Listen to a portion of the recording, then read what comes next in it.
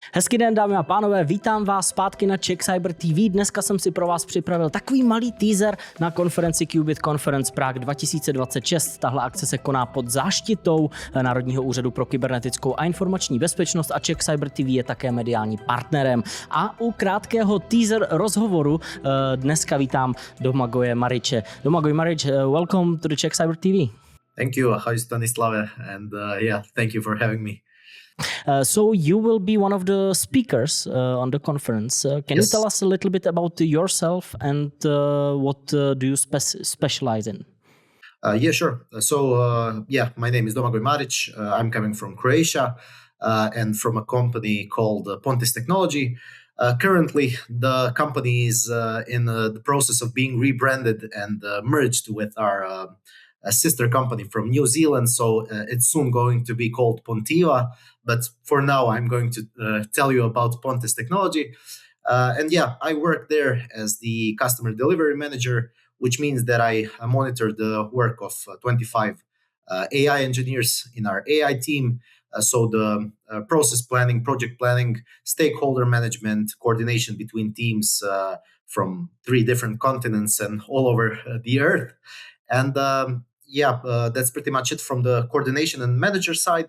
And from the implementation side, I also take part in the implementation of projects, mainly in the field where I'm specialized, which is web scraping. So web data extraction, extracting all sorts of useful info from the web, especially in some lead generation projects, price intelligence, drug shortage in pharma, and so on. So that's pretty much it for my profile.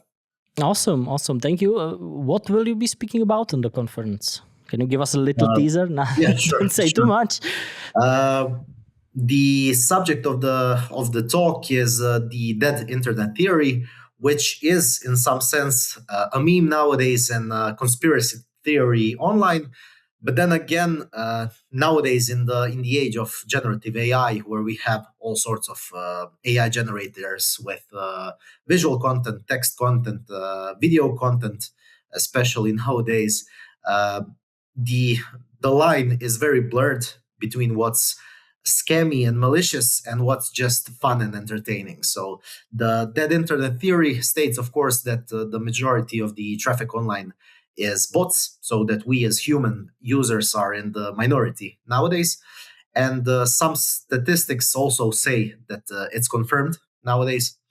So my talk is centered around that subject and what the cybersecurity implications of that subject is, which means where the line is located between what's malicious and what's just fun and entertaining. So that's the gist of it. That's a very interesting topic, especially for me and viewers CZECH CYBER TV, because I was not long ago asked about the questions: how do I make my podcast to be not scary for people, that it's a little bit depressing? And I told them, but people should be scared because internet is not a safe place to be in, and as long as you don't have fear, you don't look for ways to be safe. Would you say that people should be scared going online for in order to be safe? I mean, a key part of cybersecurity in general is awareness and education of people, awareness in general. People should be skeptics. They should be wary about things and suspicious about things, but I wouldn't say scared, because scared has its implication that it's bad and that it's a negative feeling, but being aware is the right word, I would say. And I'm aware also of it, that when I also gave a talk recently within Pontis, so as an internal knowledge sharing session.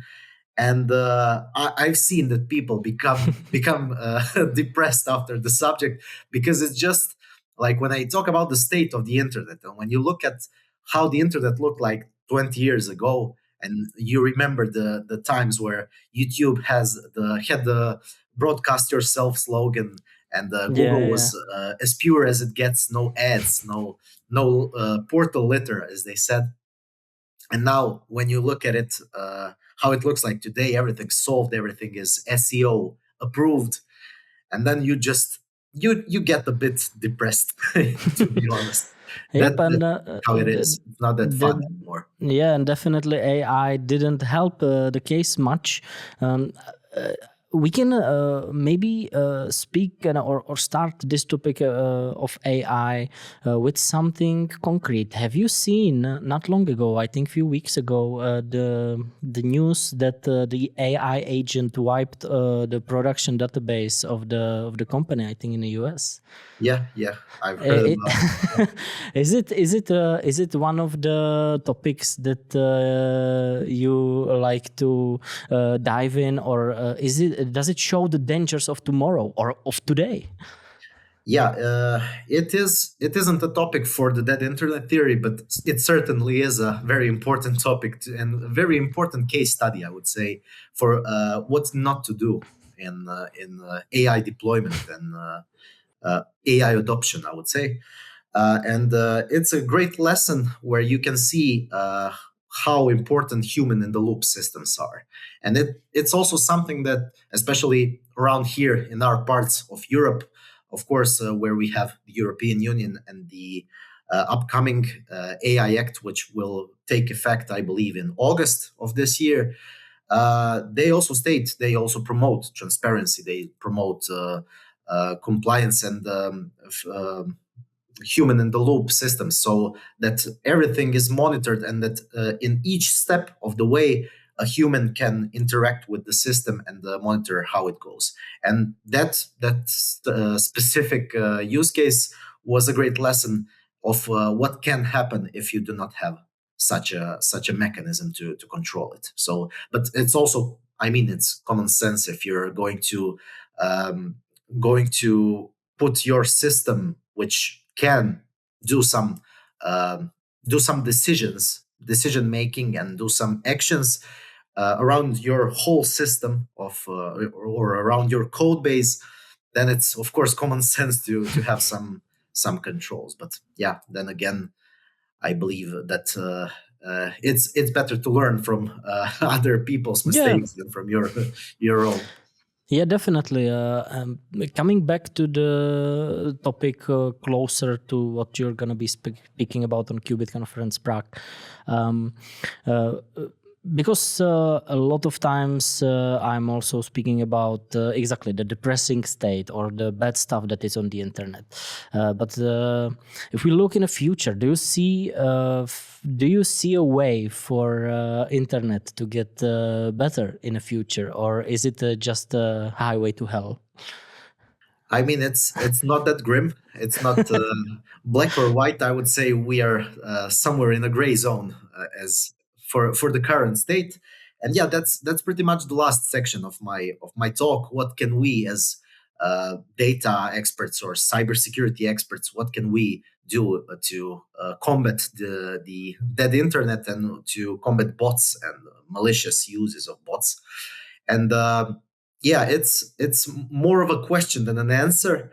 But again, one option is to build from the ground up. So not in the sense that we destroy the whole internet and do the route where we have one new internet 2.0 and then we build from the ground up, but we as individuals or we as communities can build from the ground up. So promoting smaller and genuine communities instead of corporations and SEO approved content, which is just if a formula works, of course, then they will milk it as long as the formula functions. So the whole point of it being that we should start from the simple concept of being genuine, maybe limiting the amount of generative AI that we use. I mean, almost anyone uses generative AI nowadays when writing content, for example. Me too. I mean, I also use ChatGPT or any LLM